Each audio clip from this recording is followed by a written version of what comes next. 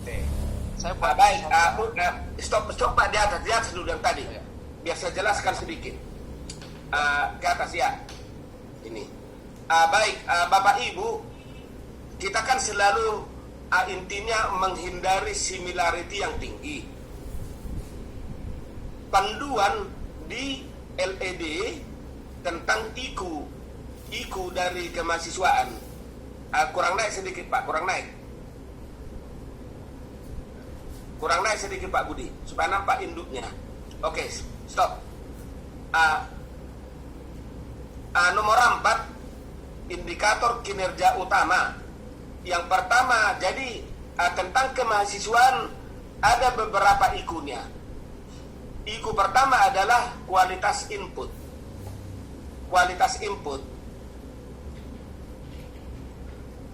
Jadi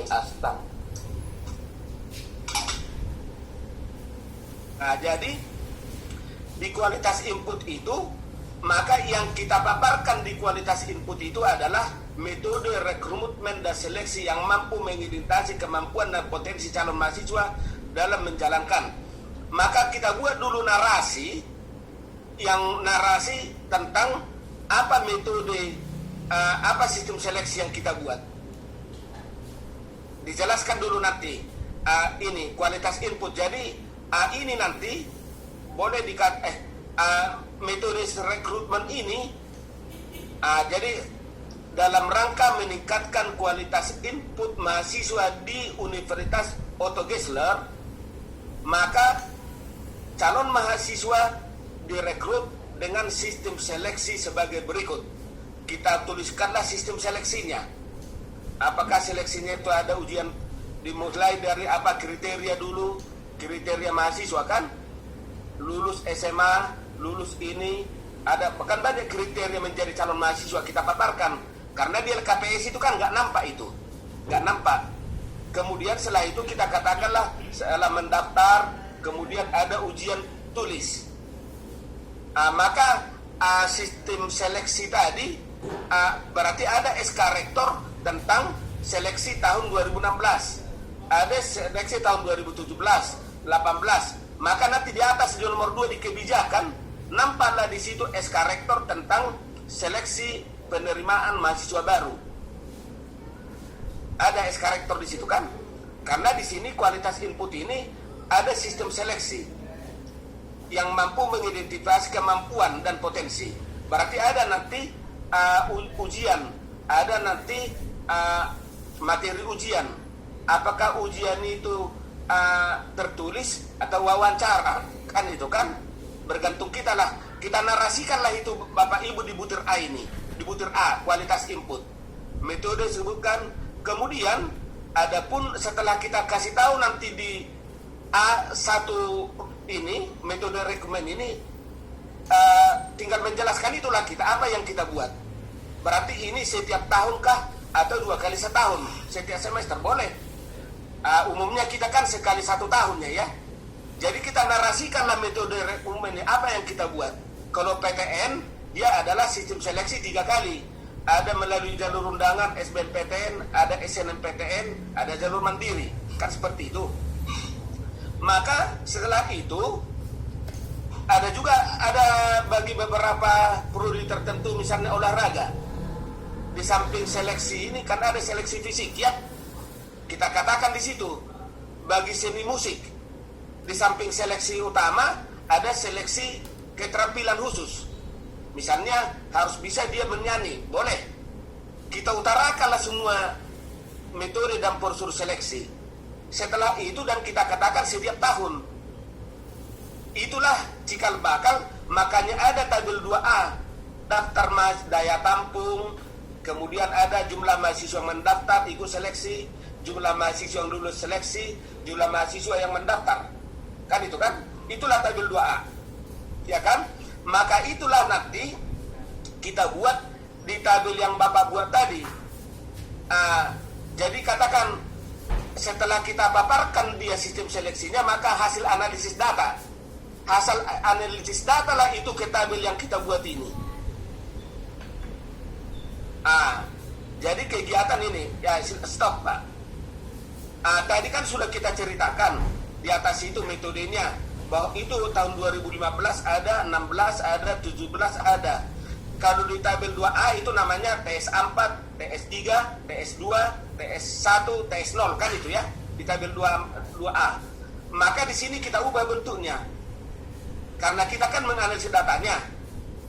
Pada program kegiatan kualitas untuk IGU, kualitas ITMUT, maka disebutlah rekrutmen mahasiswa melalui 3 jalur. Maka di tahun 2015 tabel ini kita tulislah jumlah mahasiswa yang masuk. Itulah tabel kita. Kalau semua tabel 2A kita pindah terlalu banyak, kita pindahlah itu ke sini bisa. Baru kita uraikan itu. Jadi boleh IQ-nya adalah tabel-tabel 2A. Bolehlah kita bahas itu presentasi daya tampung terhadap yang mendaftar. Jika lebih banyak yang mendaftar daripada daya tampung, maka ada sistem seleksi. Tetapi ada juga suatu perguruan tinggi swasta lebih banyak daya tampung dari yang mendaftar. Daya tampungnya 1 tahun bisa 100, tapi yang mendaftar bisa 10. Cuman jangan pula mendaftar 10, lulus 20. Wah, makin parah itu kan. Ya kan, Bu Esther? Ya Pak Prof, janganlah pula daya tampung 100, mendaftar 10, lulus seleksi 10, yang mendaftar ulang 20. Oke. Atau taruh bisa mendaftar ulang 20. Diulang itu adalah sistem seleksinya, tapi lulus 20, paling itu tak boleh. Berarti sudah ada di tengah jalan itu mahasiswa di rumah. Kemudian ada di situ nanti disebut dengan daya minat, daya tarik program studi.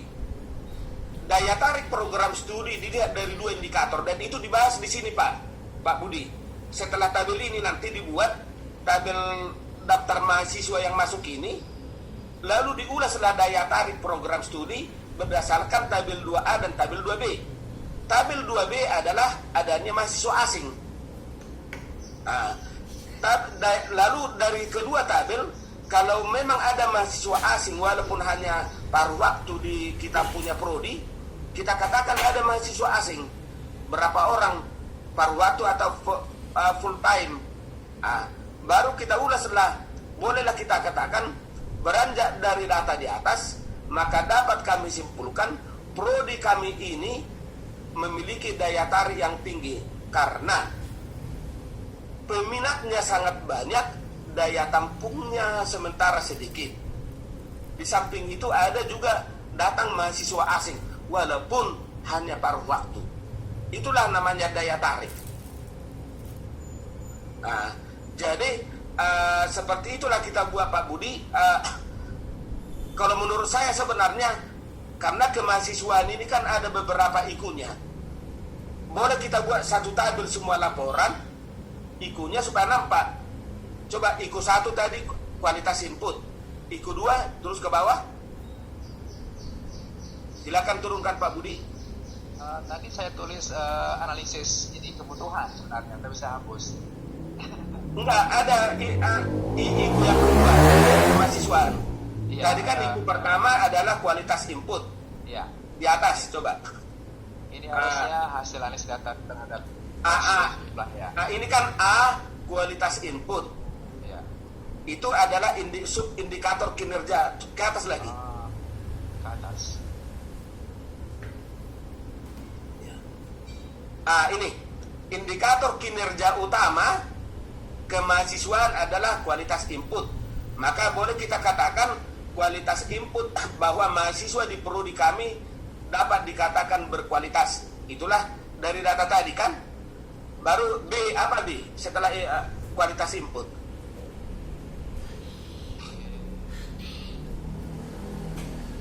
Di bawah itu. Iya. Daya tarik.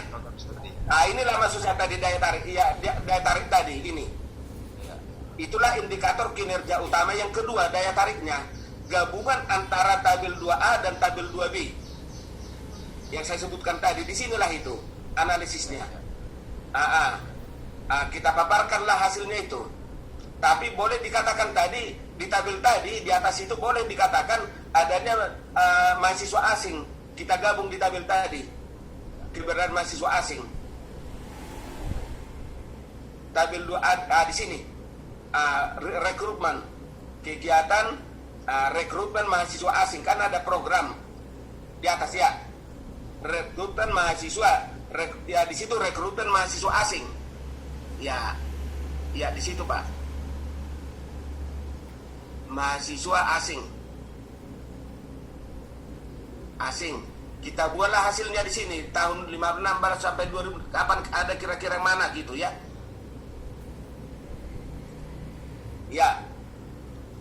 Jadi jumlah mahasiswa dapat ya. Inilah yang kita bahas nanti di daya tarik. Daya tarik. Coba ke bawah Pak. Ini. Oke, ke bawah tadi. Terus oke, di sini. Peningkatan minat. Prof dan Bapak Ibu semua, peningkatan minat ini kalau kita di PTN mudah dilihat. Inilah namanya kan ada passing grade ya, passing grade kata bimbingan tes itu ya. Jadi gini, boleh aja tahun ini ke pendidikan matematika yang mendaftar di SBMPTN 1250. Lalu tahun yang lalu dia 1100. 2 tahun yang lalu adalah 900. Daya tampungnya sama, jumlah yang diterima sama, maka peminatnya semakin tinggi ya. Iya, peminat kan? Peningkatan bisa di situ, peminat.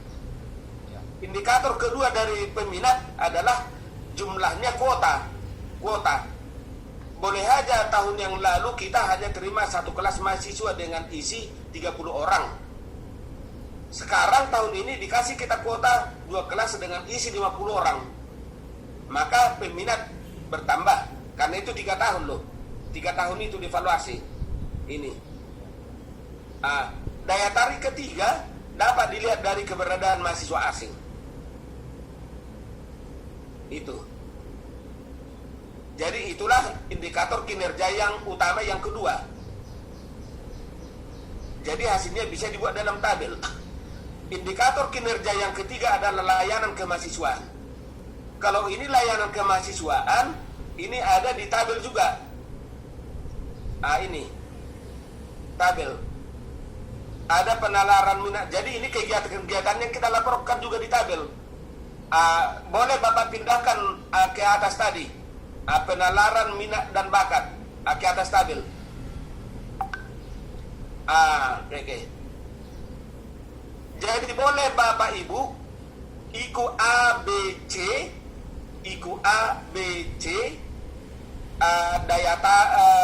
Pertama adalah yang pertama tadi. Yang pertama daya, yang kedua daya tarik, yang ketiga layanan. Ini bisa kita buat satu tabel semua, tabel ini laporannya. Bisa satu tabel. Coba naikkan ke atas Pak, penalaran ya. Oke, naik ke atas. Supaya yang di bawah oke ya, ini yang ini ya. Ya, ikut ya, oke. Sebelum luaran bisa ditambah sel Pak. Setelah di bawah rekrutmen mahasiswa asing, di bawah jumlah mahasiswa, di bawah jumlah mahasiswa, sebelum luaran ditambah di situ shift ya, enter. Oke, bolehlah di situ ditaruh program layanan kemahasiswaan. Iya, kemahasiswaan, kegiatan. Boleh di situ adalah di kemahasiswaan. Penalaran contoh kegiatannya, kegiatan minat dan bakat lah contohnya, melaksanakan karena ada akademik dan non akademik kan, misalkan melaksanakan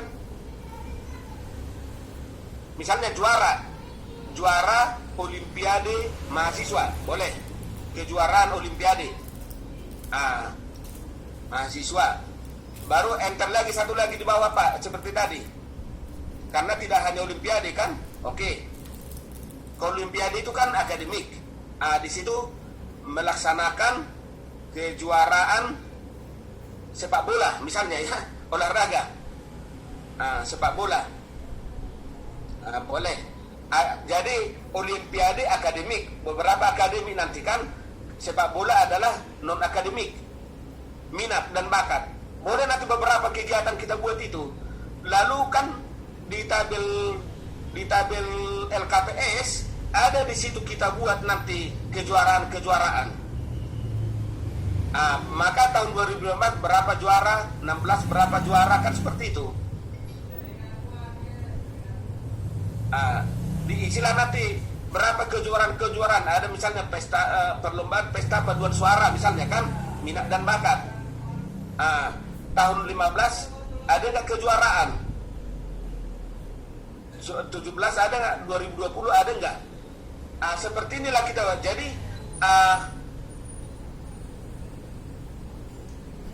menjaga kualitas input. Jadi IQ-nya tadi. Jadi ada 3 IQ dari mahasiswa ya. 1 sudah Bapak buat, menjaga kualitas input. Yang kedua rekrutmen mahasiswa asing. Yang ketiga layanan kemahasiswaan.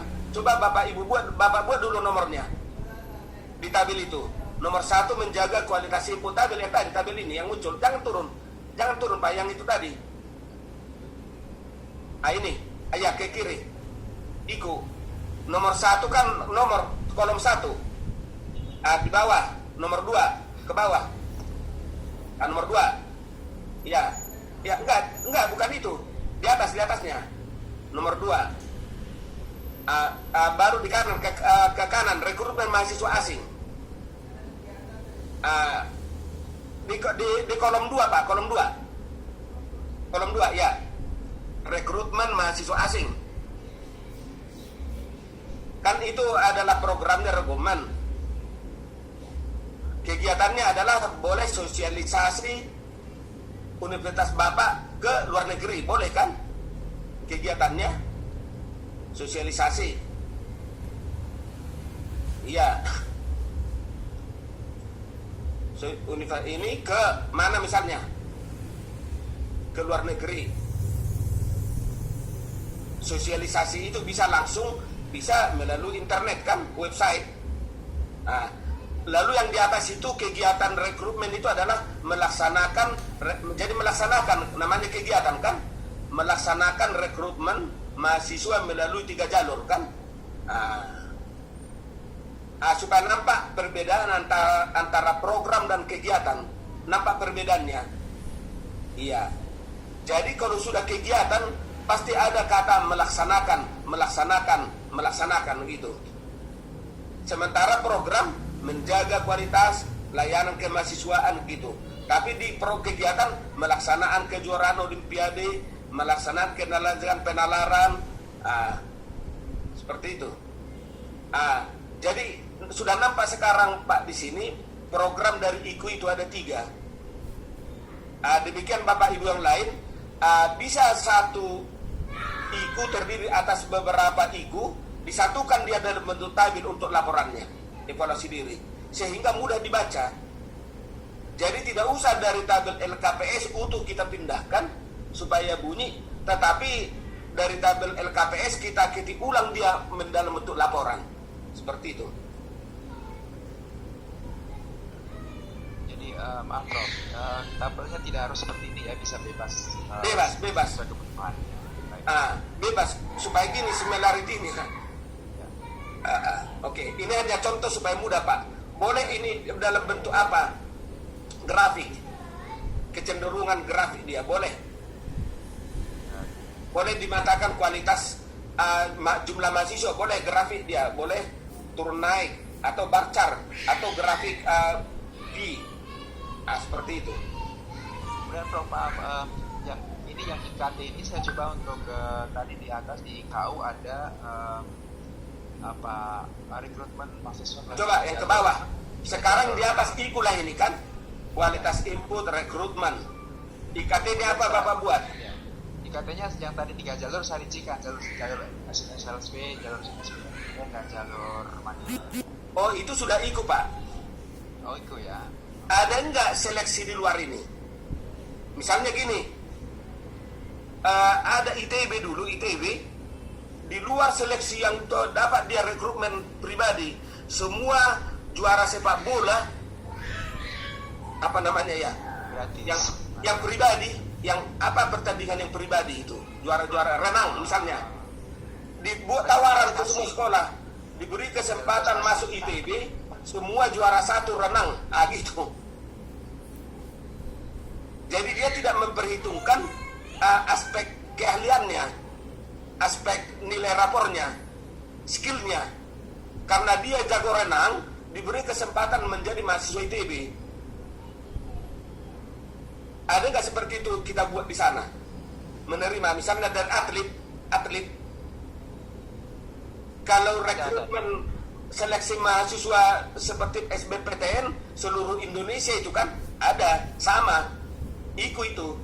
Tapi kalau perguruan tinggi kita berani membuat seleksi di luar itu, boleh aja misalnya kalau mahasiswa kita adalah harus tamat dia sekolah menengah dan usianya maksimum 3 tahun.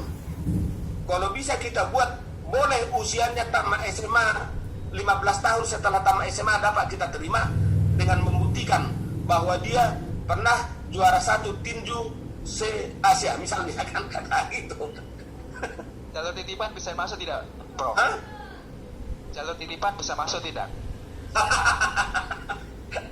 Titipan dari enggak lah.